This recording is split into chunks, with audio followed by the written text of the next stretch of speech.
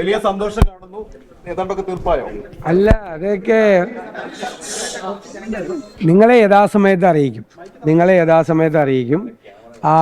UDFിൻ്റെ എല്ലാ ഘടകകക്ഷികളും തമ്മിലുള്ള സീറ്റ് വിഭജനം പൂർത്തിയാവുകയാണ്. കോൺഗ്രസിൻ്റെ സീറ്റ് നിർണയം പൂർത്തിയാവുകയാണ്. അതിൻ്റെ പ്രൊസീജിയർ നടന്നുകൊണ്ടിരിക്കുകയാണ്. ഇന്നൊരു നല്ല സമയം നോക്കിയിട്ട് നിങ്ങളോട് പറയാം.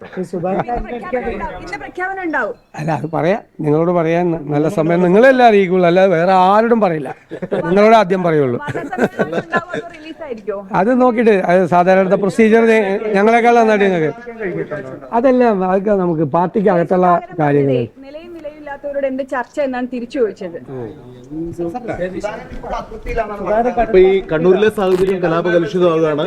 അവിടെ കണ്ണൂരിലെ സാഹചര്യം കൂടുതൽ കലുഷിതമാകുകയാണ്.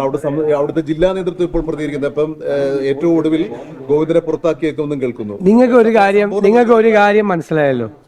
ഞങ്ങൾ പറഞ്ഞത് ശരിയായില്ലേ? കേരളത്തിലെ CPM ബംഗാളിലെ CPMന്റെ ഗതി വരും. ഈ പോക്ക് പോയാൽ ബംഗാളിലെ CPMന് ആ ഗതി വരാൻ 33 വർഷം എടുത്തു. കേരളത്തിലെ CPMന് അത് 10 വർഷം എടുത്തുള്ളൂ. CPM ഒരു ശിഥിലീകരണത്തിൻ്റെ പാതയിലാണ്. ഒരിക്കലും ഒരു കാലഘട്ടത്തിലും CPM ചരിത്രത്തിൽ സ്പ്ലിറ്റൊക്കെ ഉണ്ടായിട്ടുണ്ട്, പിളർപ്പൊക്കെ ഉണ്ടായിട്ടുണ്ട്. പക്ഷെ ഒരു കാലത്തും ഇല്ലാത്ത രീതിയിൽ ഉത്തമരായ കമ്മ്യൂണിസ്റ്റുകാർ മുമ്പിലേക്ക് വന്ന് ഈ പാർട്ടിയിലെ വൃത്തികേടുകളെ, അഴിമതികളെ, സ്വജനപക്ഷപാതത്തെ, തോന്നിവാസത്തെയൊക്കെ ചോദ്യം ചെയ്യുകയാണ്. ഉത്തമരായ കമ്മ്യൂണിസ്റ്റുകൾ വന്നിട്ട് ചോദ്യം ചെയ്യുകയാണ്. അത് CPM ഒരിക്കലും നേരിടാത്ത ഗൗരവതരമായ പ്രശ്നമാണ്. ശിഥിലീകരണത്തിൻ്റെ പാതയിലാണ്.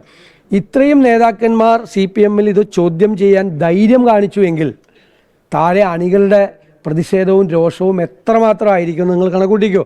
നിങ്ങൾ ഈ കാണുന്നതൊന്നുമല്ല, ഞങ്ങൾക്ക് കൂടുതൽ അറിയാം.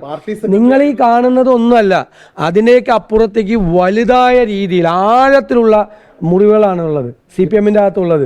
ഈ ഭരണം ഏൽപ്പിച്ചിരിക്കുന്ന അധികാരത്തിന്റെ അഹങ്കാരം ഒരു പാർട്ടിയെ എങ്ങനെ നശിപ്പിക്കുക എന്നുള്ളതിന്റെ ഉത്തമ ഉദാഹരണമാണ് കേരളത്തിലെ സെക്രട്ടറി അഴിമതി കാട്ടിയുള്ള ആരോപണം ഗുരുതരമല്ലേ? അതാണ് ഗുരുതരമായ ആരോപണമാണ്. മാത്രമല്ല, ഒരാൾ ആത്മഹത്യ ചെയ്യാൻ ഇടയായ കാര്യത്തിൽ ഉള്ള ഒരാളെ സ്ഥാനാർത്ഥിയാക്കിയിരിക്കുകയാണ് CPM. മനസ്സിലായില്ലേ? ഇന്നിപ്പോൾ നവീൻ ബാബുവിൻ്റെ കേസിൽ കോടതി പറഞ്ഞിരിക്കുന്നത് എന്താ? നവീൻ ബാബുവിൻ്റെ കേസിലെ ഏക പ്രതിയായ CPM വനിതാ നേതാവിനെ രക്ഷിക്കാൻ പോലീസ് വൃത്തികേട് കാണിച്ചിട്ടുണ്ടെന്നാണ്. പോലീസ് വരുത്തിയ പാളിച്ചകളാണ് അന്വേഷണത്തിൽ. അപ്പോൾ പോലീസ് ആർക്ക് വേണ്ടിയിട്ടായിരുന്നു?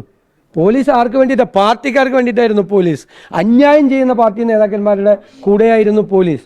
ഓരോ ദിവസവും വരുന്ന വാർത്തകൾ അങ്ങനത്തെ വാർത്തകളാണ്.